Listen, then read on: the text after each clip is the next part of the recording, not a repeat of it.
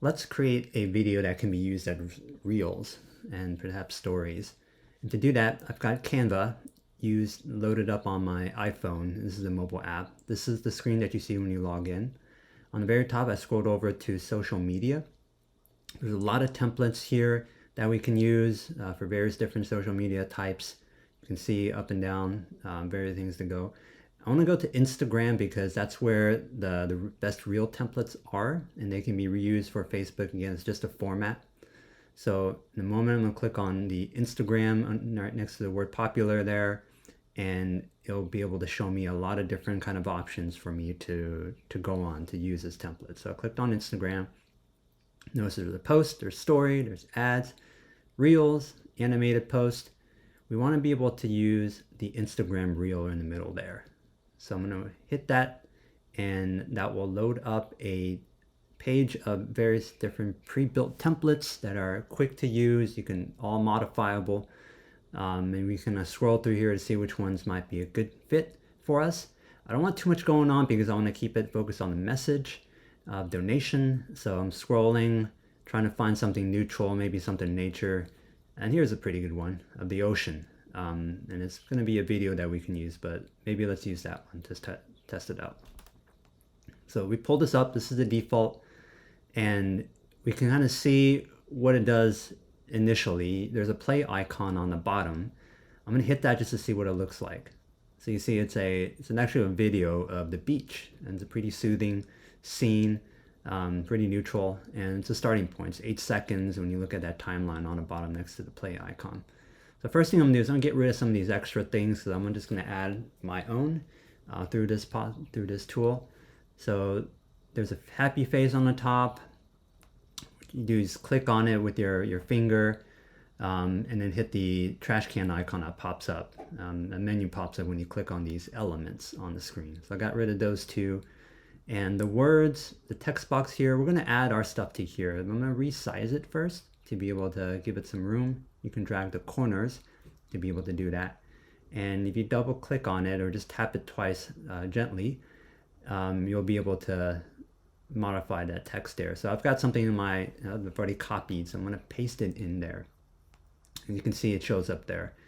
One thing to note is that you wanna keep things generally centered and close to the middle, because while this full screen is made well for mobile devices, and many times when Facebook or Instagram shows these things up on a public feed, things get cut off. It might be used as a preview. It might be a part of a post. It doesn't play just yet until someone clicks on it. So a lot of things are cut off. So we want to keep things focused generally in the middle section, and don't go too far on the very top or the bottom. So here's a good way to keep it centered, keep it readable, and from here we'll start adding a couple additional elements to be able to attract the eyes and get some attention to it. So you can see you can drag the boxes, corners to resize it however you want. So, and from here, we're gonna add a couple more elements. And the first thing I did is I hit the plus icon, the purple plus icon on the bottom left, and it pulls up this menu here, templates, elements, camera rolls, text. You can add a bunch of different things to it. But we're gonna go back and focus on elements because that's where these stickers are and different icons that you can use that, again, all pre-built. So I'm gonna go to the second one here on the very bottom, be able to click on elements here. And let's start with something to show kind of heartstrings, right? Heart. We wanna get to there, get emotional and be able to attract donations and tell a personal story. I like this little heart icon. I'm gonna resize it. I'm gonna put it on the left top corner. And I think next is, we can drag the side to be able to rotate it a little bit, however you want. And I hit that plus icon again. And I wanna add something to make it a little bit more optimistic, hopeful, add some, some sunshine to it. I think this might be a good way. So I like this animated sunshine or sun, kind of hand-drawn sun effect. Makes it a little bit more fun and warm. I'm gonna add maybe one or two more. Again, it's that purple plus icon. That's where you add additional elements to the page after you resize it. So I'm gonna position that sun where I feel is good, and then I'm gonna go back and maybe add 1 or 2 additional elements and make some adjustments. To do that again, I'm going to hit that purple icon with a plus on it to be able to pull up the elements and add some additional things. So I hit that icon again. Let's add a donation box or a donation icon of sorts. Here's a good one, hand holding a heart, but you'll notice it's black. So I want to change the color a little bit to match the background. And on the very bottom, when you click on an element, you'll see there's various different settings you can do. You can crop it, you can add effects, animate it. Color is the first box there. I want to change it from black, in this case to white, but you can choose any color as you can see there. So that made it white. It pops out a lot better. I hit the purple plus icon again because I want to add a thank you. Anytime you're asked for donations or some help, it's good to thank in advance. So let's look through these different word icons, and here's a nice one. And again, it's black, and here I might want to change the color. You can change it to anything that you want. Purple might work, but I think I might go back to using white just because it stands out and simple. All right, so I think that's enough, or that's good enough to draw some attention. It's got a good warm feel to it. I think the mood is about right.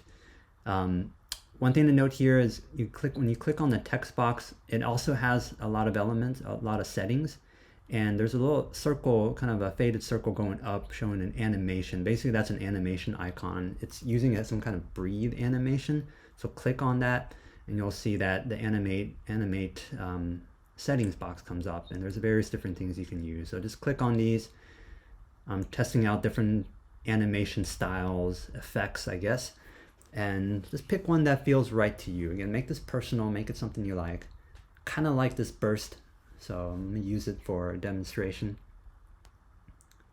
Selected that, and I clicked out of it.